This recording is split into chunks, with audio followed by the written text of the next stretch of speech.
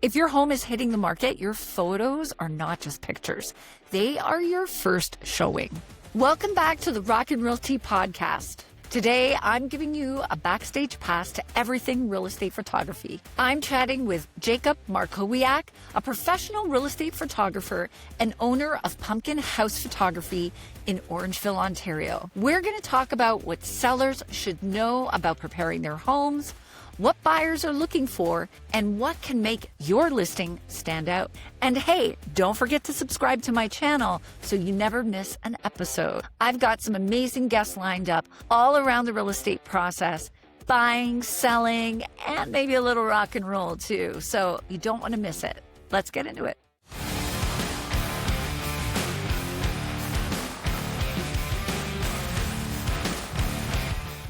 You mentioned in one of our conversations that you have a unique aerial video process and you use specialized equipment. What makes this approach different for Pumpkin House in comparison to other companies? Sure. Thank you for asking that question. You're welcome. Our aerial shots are something that we're really proud of. And it's just funny because I think that aerial photography and aerial film work, I feel like it might have started feeling a little bit gimmicky for people at some point in the recent past. It has actually turned out to have a great deal of lasting power because you can tell so much of the story by moving the camera to the positions that are unique to that type of tech. So what I find is a lot of times with real estate media, the objective is get in and out as fast as you can and get to the next shoot because just by nature of a competitive marketplace, we can't charge commercial rates to be there all day and be like deliberately framing every single shot the way that we would like to if we were going to be creating a short feature or something like that. But with us, we've developed a process and some techniques to create a lot of variation in the way that camera is moving through the air. So instead of having just a drone orbit shot that's giving you the big neighborhood view or a huge parcel of land, we're talking about rural properties, those higher altitude shots are pretty easy to do. What we'll do is we will have the camera moving on multiple different axes at the same time. It's tricky to do, it's hard to learn, but it's absolutely worth it. So having an orbit shot where the camera is maybe it's descending as it rotates, and as that's happening, we're actually pointing the camera in another direction that's not congruent with the direction of the aircraft.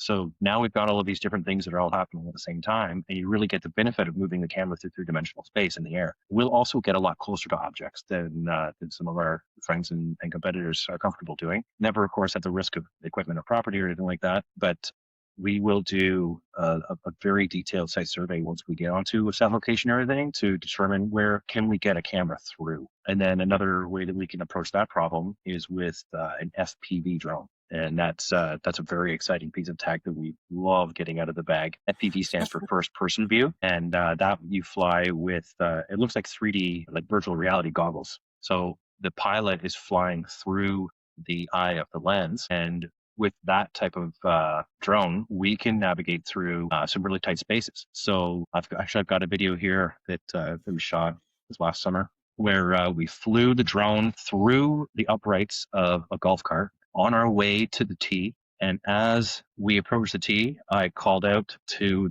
the golfer so he could begin his swing, so that as the swing was coming through, the drone was chasing the club head, strikes the ball, and then we chase the ball to the pin. And you can't do that with a conventional, like one of these guys. We use the other drone for that. Well, I think you're going to have to send me that video so I can put it at the end of this episode. Sure. Yeah. That's so cool. I'll isolate that shot for you so you can see exactly what I'm talking about.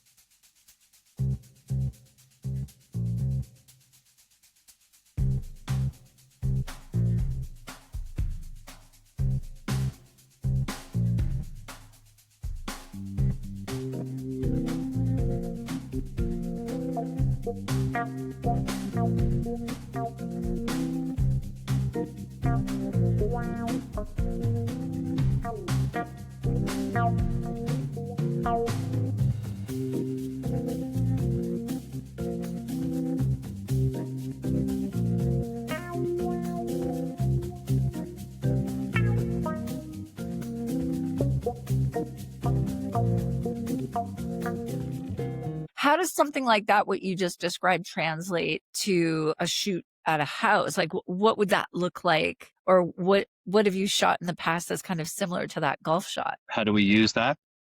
Yeah. Imagine a covered porch that's supported by posts. Being able to push a drone between the posts creates a lot of Oh. drama. And something we do, it's a little bit of a cheat, it's not a secret, is we'll push the drone through forward so that we can see where we're going, obviously for flight safety. But then in post, we can reverse the direction of the shot. So every new element, every new architectural detail that we want to reveal becomes a reveal shot as it appears from the edges of the frame and closes in around the camera. So there's a place that we shot on Xena. It was a really great example of that, where it had a Mm. covered porch, and the camera in the final production starts out over the lawn and then pulls back through the covered porch between the posts at impossible angles. And then we fly back out and reveal the whole front of the house. It was a really, really cool shot. So if an agent only had a budget for photography and maybe one upgrade, what upgrade would you recommend that they add to the photography? Video, 100%. Yeah. 100% video every time. Yeah, for sure. And if you want to get the most reach with your video, I want to have a conversation with that client ahead of time to get an idea of like what channels they want to use to distribute that content, Mhm. and to make the most of social media. So the very best way to do it, my opinion anyway, is Yep. not to shoot it vertically, which I know is very popular with everybody who's had a lot of marketing success through social media. Yep. But there's nothing to prevent you from posting something that's in like a landscape format to your social media platforms. Somebody's watching it on Facebook, you're going to get a better viewing experience that way anyway.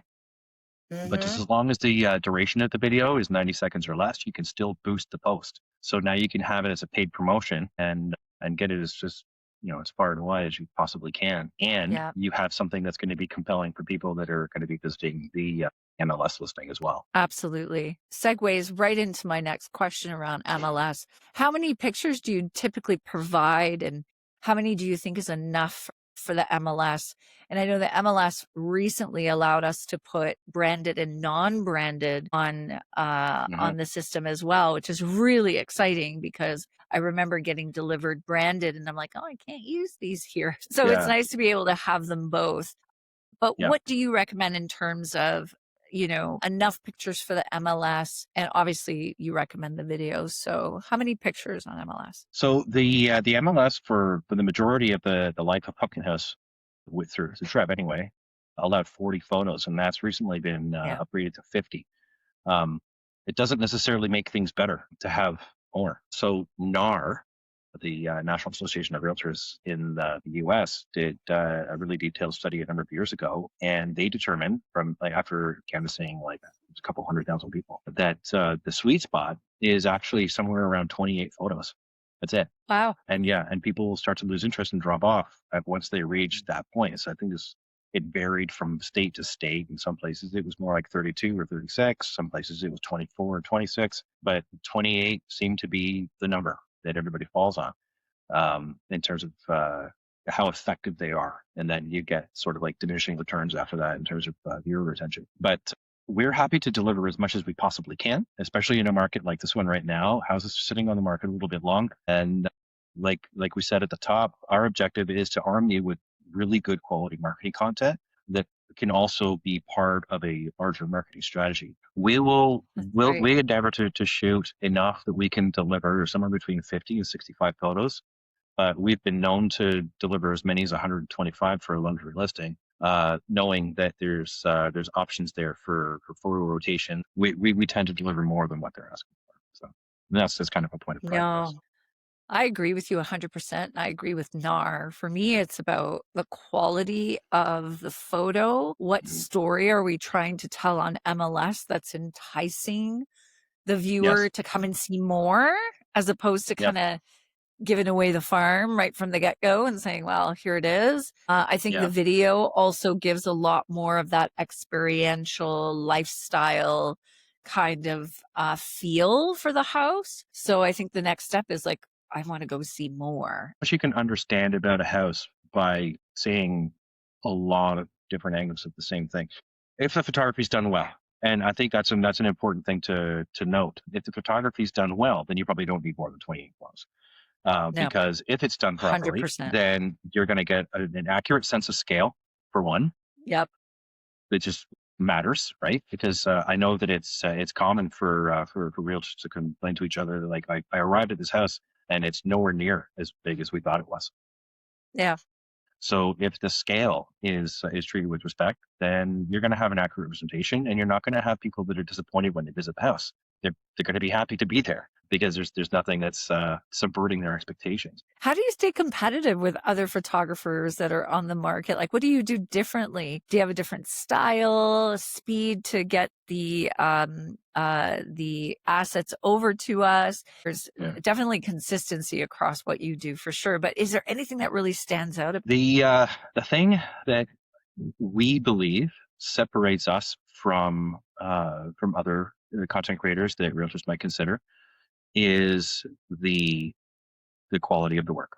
We don't endeavor to be the least expensive. We certainly do endeavor to be competitive, and we know that we are. In fact, there's a lot of times we're cheaper than the ones that you would expect to be a great deal less money than us. We don't necessarily endeavor to be the fastest, although our turnaround times are, again, very competitive. We have next day delivery for all of our photography, iGuide and floor plans, and those websites that we make. And it's maximum 2-day turnaround for all of your video content. Creating you from the rest of the crowd is the most important thing for us, not differentiating ourselves from other photographers and filmmakers. And I think that might be one of the things that contributes to why people come to us instead of others. Every single listing for Riley and I is a passion project, which sounds exhausting because it is. But every single listing, we get genuinely excited. It's like, okay, I can't wait to get out there and see what we can do with this one, because we're always challenging ourselves, and it's a gift, honestly, to be a creative and to make a living with it and to do it independently. We have a lot of creative freedom with what we do, and of course, like, working within the limitations of the type of product that we're marketing with our customers. The flexibility is astounding, and the technology keeps changing, and we just get excited about it. And I think that that's something that separates us from the pack as well. I'll tell you what, I'm grateful, Teresa, that we have been able to do this, and that it became sustainable so early on in the company's lifespan. We'll get emails from people. I actually had recorded videos from homeowners more than once crying, saying thank you so much for what you've done. I'm like, wow, I mean, I thought it was good. Wow. It was that good. So yeah, no, it is really hard for me to put a pin in that one. Yeah, there's just such a differentiator there. The way you said that, again, like, from your, and this is why I love doing these podcasts with partners, is you just don't see backstage where you are and what you truly feel about the work that you do and the output that you put out and the impact that it has, not only for us as realtors, but also for the homeowners, like being able to display and show in such an artistic way. And the fact that you do it in that artistic way, you're not just coming in, taking pictures, doing video and moving on. This is a passion project for you, just like you said. And that's just really exciting for me to have found you. And I'm so excited having you had done a house for me in Orangeville, and everything that you've spoken about so far around the aerial shots, and there was a pond in the back, and you started the shot with the pond in the back to show just the lifestyle and how someone lives in that area. There's deliberate intention with what you do and how you do it. And it's really exciting to hear you talk about it, because it's such an important piece of what we do as realtors. We rely on that work. We rely on being able to socialize and share and market these properties in a way that can show people the life that they can have here. So it's a big deal. Yeah. So I'm really excited. I think that something you're else, and thank you very much for saying all that, by the way. Like, yeah, sure. I'm gonna cry. Not the first time I made someone cry. No, I'm kidding. Oh God, where's this podcast going? I think that something that sales professionals understand is that developing a relationship, a meaningful, long-standing relationship with a client, for the sake of executing on all of your deliverables, is the most important thing. Yep. And managing relationships is really the name of the game. I mean, like if you're a realtor, day to day, acquiring and making the most out of leads, that's the job, you know. Yeah. But Yep. but what do you do once you have them? You know what I mean? Managing those relationships is really the entire story at that point, right? And Absolutely. you want to retain them, you want the referrals, and you also, just as a matter of personal pride, you want to be regarded as somebody who's an expert in your field. You want to be regarded as somebody who's good 100%. at what they do, and get the satisfaction of genuinely helping people through something that's. I mean, like the legal side of real estate alone is it's crazy. The amount of risk that realtors take on behalf of their clients, you know what I mean? All this stuff. So if there's anything that we can do to help strengthen the relationship by helping to create an emotional connection with the end user, a lot of times we don't get to see the vendor. So that relationship is owned exclusively by the realtor. So Yep. that's you as the agent who gets to present that and say, look at what we've done for you. This is how we regard this property. And if the vendor sees it for what it is, it's never met with anything other than astounding gratitude, and people are Yeah. grateful for what the agent has done for them, and they feel confident that they've made the right choice. If we Yep. can match that level of emotion with the presentation media, then I think we got it right. Yeah. Bang on. Absolutely. 100%. You nailed something as something that you said as well. Like I see myself and I have a corporate background in project management. So I see myself as the project manager in selling this house. And I bring all the pieces and partners and resources in to make it happen. And whether it's photography, whether it's an inspector, whoever it may be to make it Hmm. happen, and I'm the voice with the customer. And so Yeah, being able to build that trust and know that I have all of these wonderful partners supporting this work, and photography is and videography is like front and center.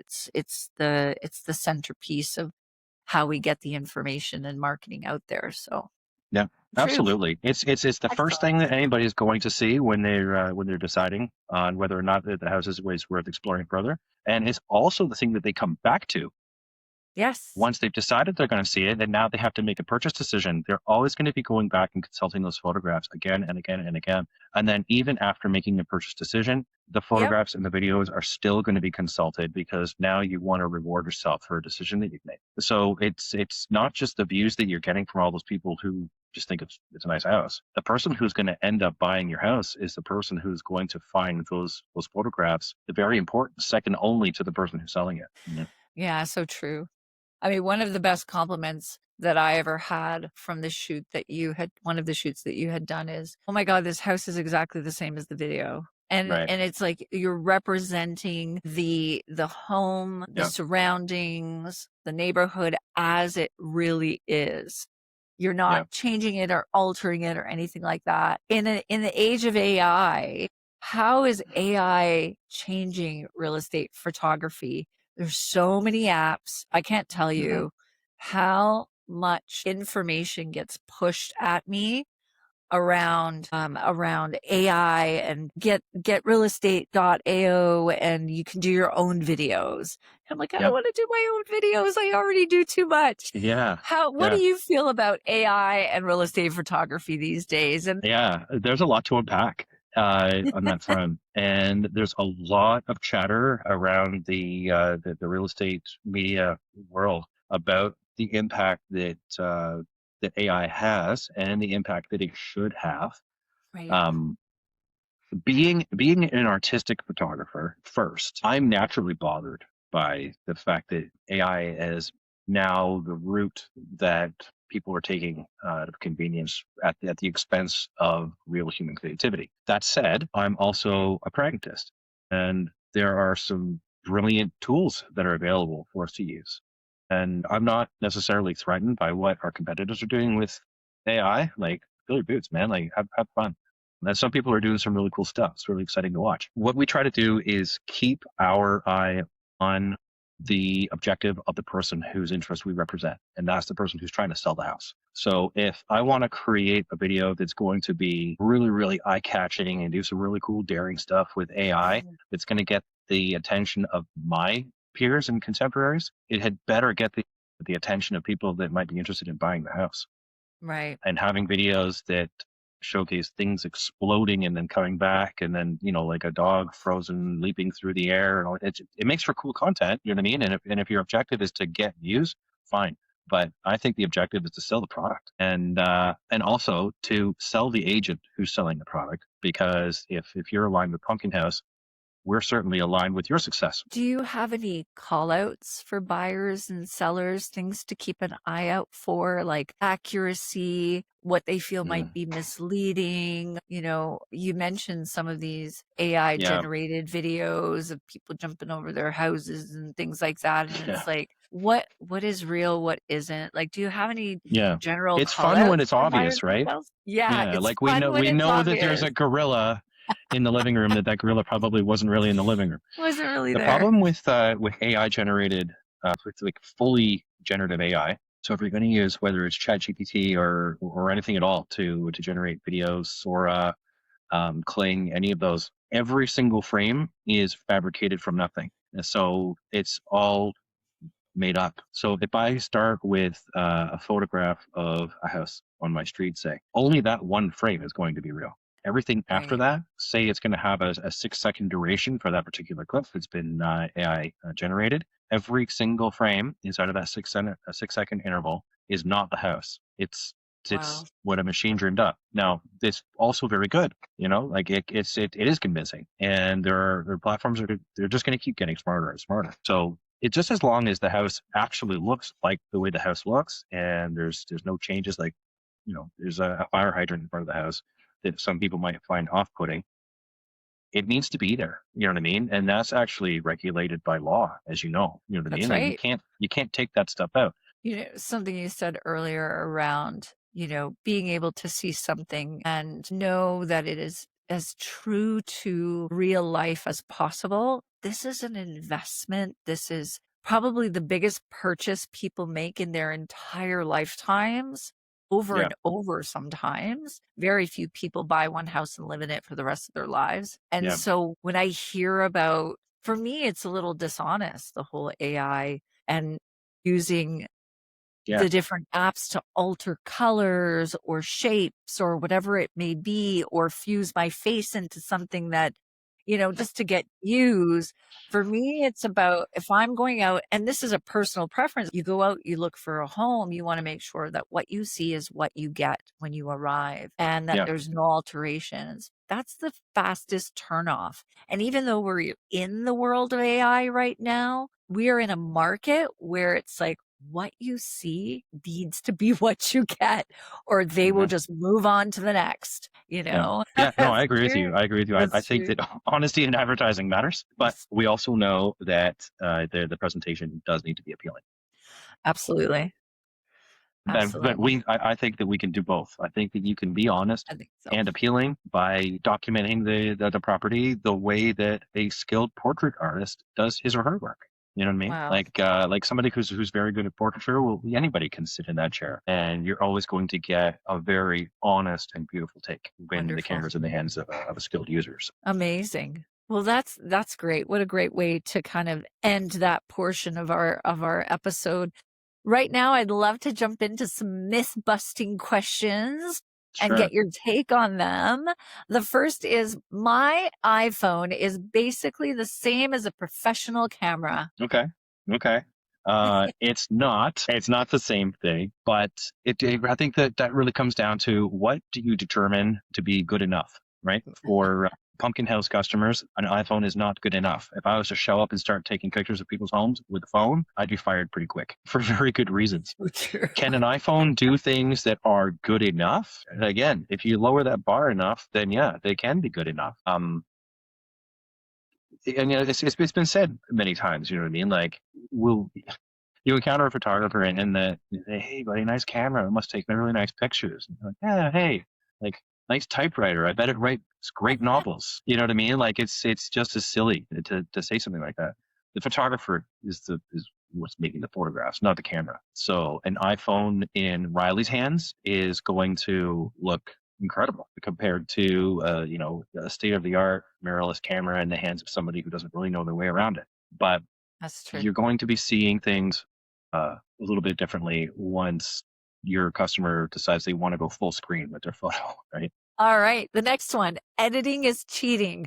Editing is cheating. It's all cheating. So editing is cheating. So Photoshop it's funny because we were just talking about AI a minute ago, but it wasn't all that long ago. People were talking about Photoshop the same way Yes. and talking about how images of models on the cover of magazines are being doctored in Photoshop. So yeah, in some ways, depends on who you're talking to or which epoch we're in. You know what I mean? Like Photoshop no longer feels like cheating because we've got a better way of cheating now. But no, editing is certainly not cheating when it's done correctly. And by that I mean, are we accurately representing what the product is? Yes or no? Are we doing everything that we can to present that product in the best possible light, the most appealing way that it's going to engage a viewer? Does it create depth? Do you feel like you can reach into the photograph or step into the photo? All of that stuff happens in post because we're not bringing lights with us to these houses. And even those of us that are shooting with strobes and using something like the flambient technique, that's being done for the sake of preserving color, not for shaping light the way that the cinematographer does. So yeah, all of that stuff happens in editing and it's absolutely required. So cheating, no. Coming to the end, and I always like to end our episode with some music related questions. So I've got 3 for you today. And the first Okay. is, and I think you hinted at a little bit earlier with, I think it was the hip hop that you play, but do you have a go-to hype song before you go to a shoot or at a shoot that works every time for you? A hype song on Yeah, my get way you to a shoot. going. Yeah. So Blaring in the car, do you sing in the yeah, car on the way? guilty. Yes, absolutely. Okay, In you're the gonna have to tell car me which on the one. way to a shoot, you'll probably hear me singing along to something like Deftones or Tool or Chevelle or Nine Inch Nice. Nails. I That's like kind of it. my jam. Yeah. Oh, wow. Now, when I'm on set, that's not the playlist. If I am listening to music, I love listening to music while I'm doing photography. Riley has actually been taking over a lot of the photography recently, so I don't really get to do this as much as I used to, which is kind of a bummer. But send your referrals. We want more photos. Yes. But I'll listen to a Spotify playlist that I absolutely love. It's called Peaceful Piano, and that's what I listen to. So it's a mix of classical piano tracks, and that's absolutely like very near the top of my. What I don't remember what Spotify calls it when they have like their year in review or whatever. But anyways, those piano tracks always end up making the list somewhere. How about you? What do you listen to? Yeah, it's really funny that you say that. When I'm on my way somewhere, like to a Hmm. showing or a listing appointment or whatever it may be, or even when I'm in my kitchen, Yeah. I listen to heavy metal. That's like my jam, like the Okay. current stuff. I'm an 80s girl. I'll always love 80s rock, but How the hard? How hard do you go? pretty hard. Heavy metal Okay. for me today is bands like Nothing More, Five Finger Death Punch. I listen to Slipknot. Yeah. So you're Little more the Lorna Shore. alternative. I'm more of like the heavy metal. So I'll Yeah. listen to that, and that actually calms me down if that's really Hmm. strange. But then when I'm a I'm doing huge Slipknot work, fan. oh, I Yeah. love that too. Yeah. When I do work though, like I'm at my desk, I listen to the exact same thing that you listen to, spa music, Yeah. ambient sounds, like just to calm me down because Yeah. it'll be distracting if someone's singing in my ear. Because I'm a singer, I want to listen to the lyrics and it just distracts me. So Yes. I need Have no you ever lyrics caught when I'm yourself working. typing the lyrics that you just heard? You ever done that? Yeah, Or yeah, I'll just that's always stop a good typing time. and start singing. That's the Yeah, problem. okay, well, When I'm actually I working, won't I do can't that listen because a to lot of people lyrics. would like leave the room. But That's funny. Oh my so you goodness. said there was And a third music question. well, the other question that I had was when you're adding music to Mm, the videos that you do, like how do you choose those? Because you use some yeah. beautiful music, surprising music, like music I've never heard before. But how do you choose the music for your videos? That is well. I can't take any credit for the music whatsoever. Like the musicians that are making the stuff royalty free. Like I don't know, these people are saints, and some of the work that they're creating and distributing through the royalty free sites and everything is subscription based, right? It's amazing. Some of the stuff is absolutely mind blowing. And I've actually, there's a couple of artists that I now follow on Spotify that I discovered through sources like Artlist and Storyblocks, which is cool. But really, when it comes down to like, what is the song for this video, that can get kind of complicated. Who's the agent is actually part of the question, right? Like your brand might not necessarily fit with something that I would do for somebody else. Some people are cool with doing something that makes them look like an absolute edgelord. And when that happens, I get really excited. I know Riley does. Like that guy is pulling music. I don't even know where he's getting. We're getting it from the same place, but like he presented me with a reel yesterday, and I was like, "What is this sound? This is incredible!" And yeah, so he's got an instinct for it that I'm starting to wish I had. But That's awesome. It's cool watching him kind of find his voice with That's this type of great. stuff. So But the amazing that house is Riley's usually joined what. you in doing all this. Yes, So I cool, know. your I son. know. So amazing. Sorry, I cut you off there. I'm like, No, well, I've been that's wanting fine. to gush on him all podcast long, and I haven't had a chance. We He's should so bring him on great. next time. Yeah, he's so great. He did a house for me recently, so did really good. Yeah, he's been doing some really great work and everything. I've been learning from him already, and he's only been at it for a short while. Yeah, Wow. he's an absolutely fantastic student of the craft and everything, and he's a natural photographer, which is great. Hard to find, actually. It's yeah, when it comes to selecting music, a lot of times the house tells us what it should sound like. Not every house in the country should sound like country music. And not every urban house should sound like an urban music video. You know what I mean? That's not always true. It's a vibe. You know what I mean? Yeah. It's a feeling. There's a way that a property will emote. It's something that as a photographer, we have this really beautiful sort of thing that happens.